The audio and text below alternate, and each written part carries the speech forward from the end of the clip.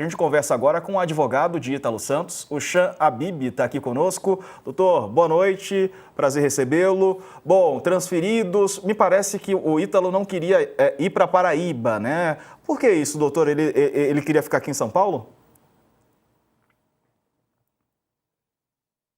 Desculpa, Diego, boa tarde.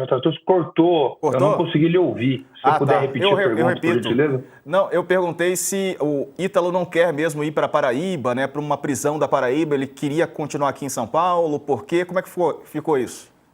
Boa noite. Não era questão de não querer ir. A questão principal que nós temos preocupação é com a integridade física dele.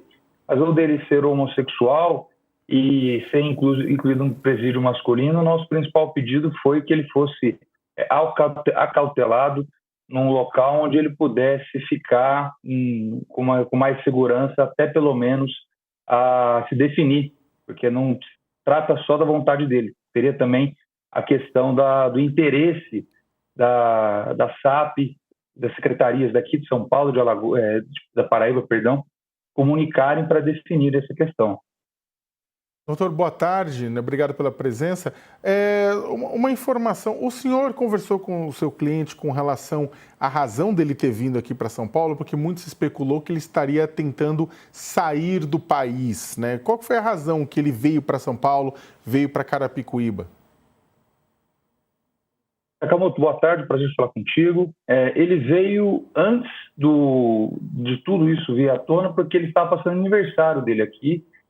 Veio com o intuito festivo, nada mais, passou por Igaratá e estava em Carapicuíba de férias, numa casa, e não tinha pretensão de ir para o exterior, porque ele nem passaporte tem. Então, acho que seria difícil ele conseguir qualquer tipo de rota de saída nesse sentido. É que algumas pessoas colocaram que, como você pode, dentro do Mercosul, você pode cruzar a fronteira usando o RG apenas, né? Sim, mas não tinha nenhuma pretensão dessa natureza, Sakamoto. Ele estava bem estabelecido em São Paulo, uma cidade que ele gosta muito, já está ambientado e não tinha nenhuma pretensão de fugir ou evadir.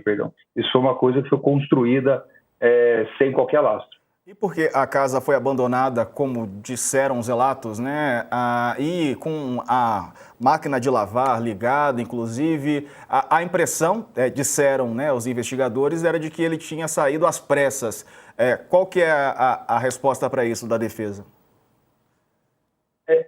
A polícia esteve na casa depois que ele já tinha viajado. Nós temos comprovantes de passagem de avião que demonstram que ele não estava na Paraíba no momento da busca. O que aconteceu é que alguém foi na casa para fazer a manutenção diária, colocou máquina para lavar, e aí se criou a hipótese que ele está ocorrendo, que não corresponde à realidade dos fatos.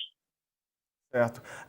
O senhor deu uma entrevista recentemente, né, falando sobre o trabalho do Ítalo Santos na internet. O senhor chamou de arte o conteúdo que ele faz. Isso gerou uma grande repercussão nas redes sociais, né, uma grande repercussão nas redes, enfim. Queria saber se o senhor continua com essa avaliação, com essa opinião, mesmo diante dessa repercussão toda, doutor?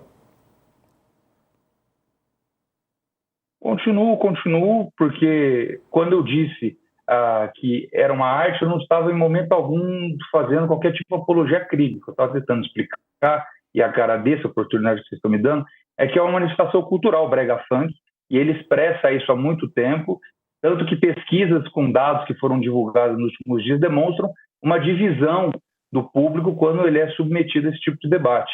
Então mostra que não é uma questão tão objetiva como se pretendeu ter ou expor. Então, na nossa visão, enquanto advogados, é uma manifestação cultural que tem controvérsias, a gente sabe disso, mas em momento algum, partir para o lado da criminalização seria a resposta mais adequada.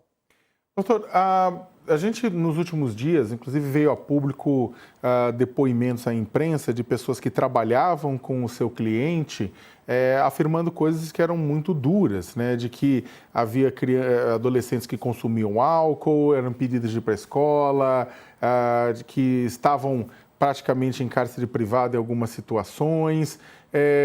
Como é que o seu cliente rebate isso? Olha, Sakamoto, é fundamental a sua pergunta. Desde 2020, o Ministério Público acompanha os fatos de perto com um inquérito civil, acompanhou com instauração, estabelecendo exatamente esse ponto.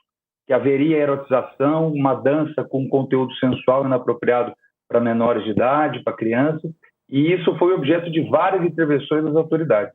Só para que vocês tenham uma ideia, o Conselho Tutelar foi chamado, os psicólogos a mando do Estado compareceram na casa e não averiguaram nenhuma das denúncias que foram feitas. Muito pelo contrário, os relatórios que estão disponíveis para nós e serão apresentados quando for possível, demonstram outro cenário, um cenário de harmonia, de paz, e por isso que nós reforçamos a ausência de qualquer conduta criminosa por parte do Ítalo e do seu esposo. Estava vendo aqui os relatos, até foram divulgados no Fantástico, né, na TV Globo nesse fim de semana, falaram em ambiente degradante, que ex-seguranças também disseram que havia controle de celulares deles, das crianças e dos adolescentes, além da restrição de comida e uso de banheiro. Isso existiu, doutor? Não, volto para o ponto. O Conselho Tutelar acompanhou essa questão de perto, o juiz de Cajazeiras, depois de João Pessoa, acompanhou de perto, o Ministério Público acompanhou de perto, e tudo isso não foi confirmado.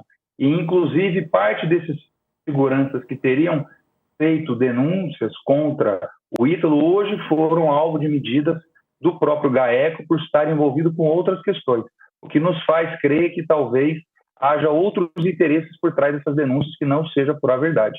Mas isso nós vamos explorar ao longo do processo. Certo. E por enquanto ele continua preso. Qual que é a expectativa do senhor em relação a isso, né? Já tem alguma movimentação da defesa diante das decisões judiciais? Olha, infelizmente, Diego, nós conseguimos acesso ao processo hoje, por volta de 2h30 da tarde. Então, depois de tudo que aconteceu, são um pouco mais de quase 4 horas que nós temos efetivo conhecimento do que está acontecendo judicialmente na vida do Ítalo, com profundidade. Então, o nosso trabalho agora vai ser se debruçar sobre os autos, compreender a efetiva amplitude do caso e, a partir daí, estabelecer estratégia. Mas, numa primeira leitura, nós já conseguimos confirmar algumas premissas, como os fatos que estão sendo discutidos agora já foram objetos de análise e não há fato novo na nossa visão. Certo. Chan Habib, advogado do Ítalo Santos, obrigado por nos atender, doutor. Um abraço, boa noite. Boa noite para vocês, um abraço. Valeu.